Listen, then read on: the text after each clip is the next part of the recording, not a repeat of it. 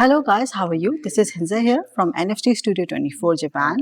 Today we have a very special guest and it's really a pleasure to be here with us in Token 2049 Singapore. Mabel is with us, Chief Revenue Officer in STEPN. So please introduce yourself and please let us know about your Web3 journey. Thank you very much. My name is Mable. I'm the Chief Revenue Officer of Find Satoshi Lab, which is the studio behind STEPN, More, the NFT marketplace, as well as Gas Hero, which is our upcoming game, a strategy game. A lot of people, if you've been following Japanese market, I'm sure you've heard of it. We've gotten quite a bit of market excitement about the new game, obviously with STEPN as well. For me, I started my journey in crypto or Web3 since 2018. I started off as an investor. I was a partner at Multicoin Capital, which is a quite renowned crypto investment firm based in Austin, US, but we also had Asia exposure, quite a bit of Asia exposure. That was prior to STEPN. And I knew the co-founder Jan since 2018, and then he was raising from us. And I became the investor of the project and later on joined the firm. So that's kind of like where we started. Oh, amazing, amazing. So Stefan is a quite unique concept and more importantly, it's totally focused on the health side. And you know that the Japan is they are the very conscious about the health. So Sure. please explain about this project as Yeah, so a small anecdote. If you are already part of the STEPN community, you probably know. If you were, say, like participated in STEPN in the early days, a lot of you probably have your like annually health check, and then you realize that improved quite a bit, and then you all became like A grade. And then I think a lot of the our own users they reported us about this interesting improvement during our meetup, so we got to know about that. But I think Japan has always been a market that everyone was so interested in outdoors, health, and physical activity. So it made the whole expansion of the market much easier.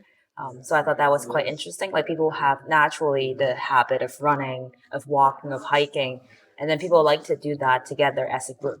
And I think you probably have heard that like we've done a lot of local meetup organized by our ambassador who are okay. local in Japan.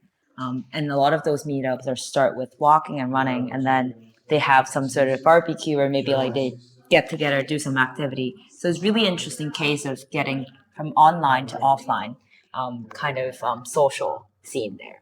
Oh, amazing, amazing. Stefan has a very good reputation in Web3, especially in the Japan market, Web3 space. So, what you really think in the collaboration side, and what you think that the Japan have to be do more things in Japan in the Web3 space?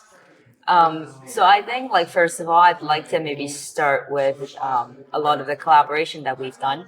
So, like I said, I mentioned that we have a lot of consumers or users local in Japan, but I think because of the recently becoming more lenient policy of the regulatory scene, we are seeing a lot more Web3, sorry, not Web3, the corporates that are embracing the Web3 culture. And then they're starting their own department who's dedicated towards working on anything that's blockchain and crypto. So with that being said, a lot more IPs that were very famous in Japan, we started to chat with them.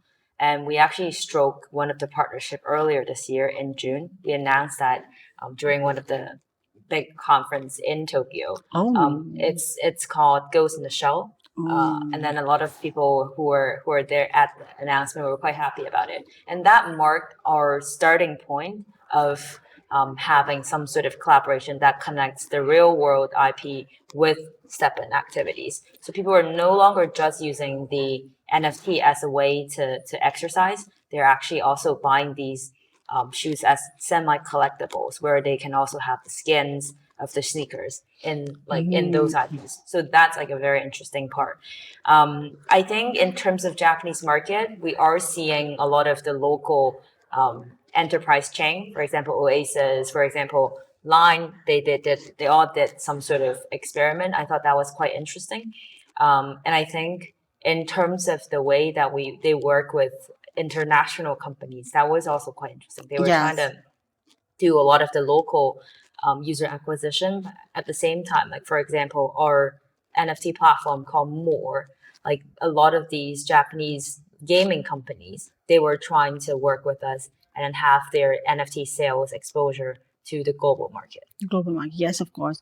And the important thing is that now, if you want to be entered in the Japan market as an international company, so they are easily welcome you.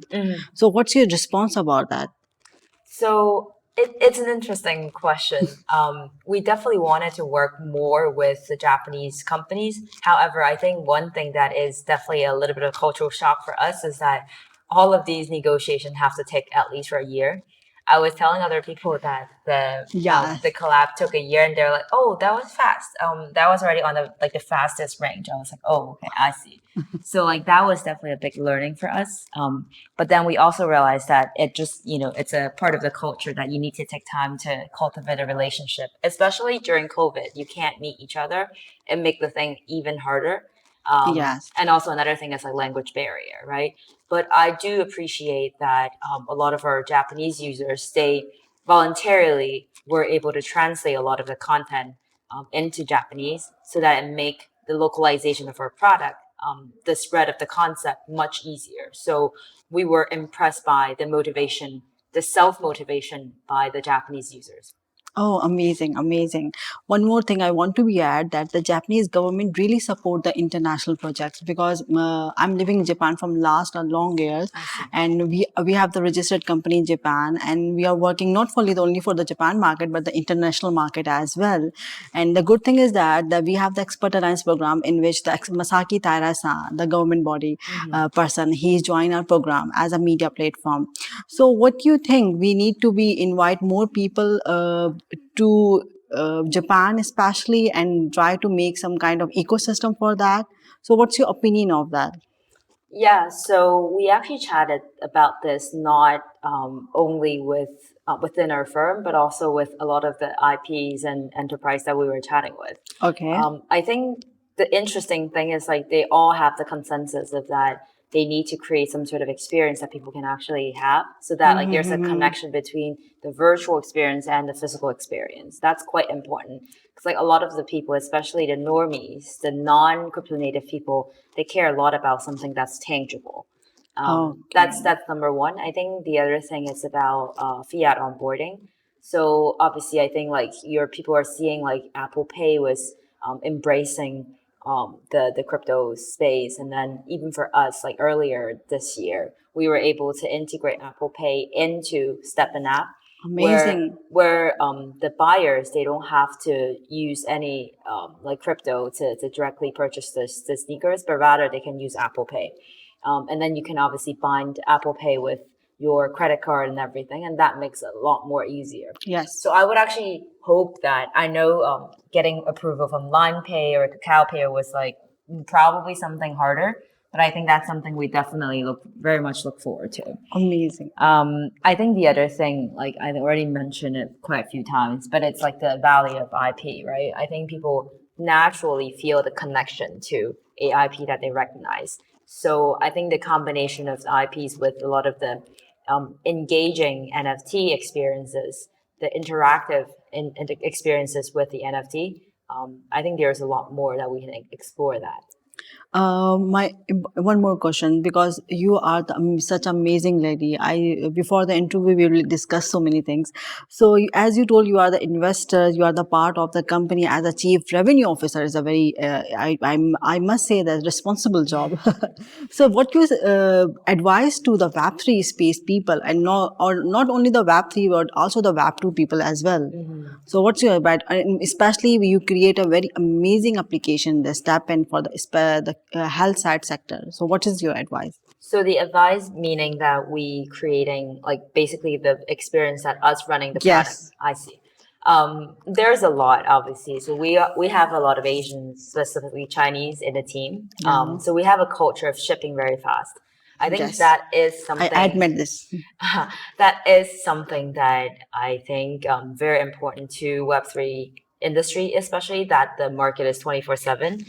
People are always looking for a new product feature that they can explore, right?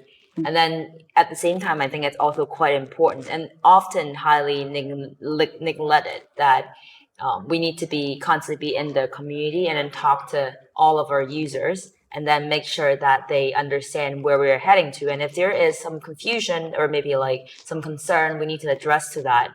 I understand that in the traditional press world, like you need to do a lot of press, like preparation before the press release. And usually the leaders, they don't really go to the community and talk a lot. Yes. But that is actually quite different in Web3 space. Space. We actually try our best to maintain the transparency as well as like all the decision rationale and provide them to our community to make sure that they understand. Maybe not all the concern can be addressed, but at least like we have the attitude of trying to really be a community oriented project because that is where our bread and butter is. Yeah. So I think that's pretty much the 2 points that I would say. I think people will understand these all things very well. So my last question, how's your experience Token 2049? Because we are here and what's you have your personal experience? I really want to know about that. So this is my second time being at Oh, 2049. amazing. I was here, I think the first time was 2018. It was a long time ago. And during COVID, I didn't do much of these conferences in Asia. I was doing mostly in the US. And then I would say like this time, definitely it's very diverse. I think people are all looking for the kind of information alpha in Singapore, as in like a very interesting connecting place between East and West, right? So I think a lot of the American and European people came over and then kind of they want to meet investors like LPs, like limited partners who can invest in their fund. There were also a lot of application who are based in the Asian space, like they're trying to raise funds and then like you share the products that they're building with the world. So I think it's definitely a very dynamic kind of environment where you can see a lot of the crypto and Web3 native participants, as well as even if right now, I mean, like people would say that it's a bear market, I think there are still a lot of eager people wanting to explore the space. Yes. So it's quite exciting. Thank you so much for your time. It's our pleasure to meet you here. Sure. Thank you very much. So please don't forget to like and subscribe. And if you want to visit their website, please, their descriptions are, every description is little below. So see you soon, guys. Thank you so much. Thank you.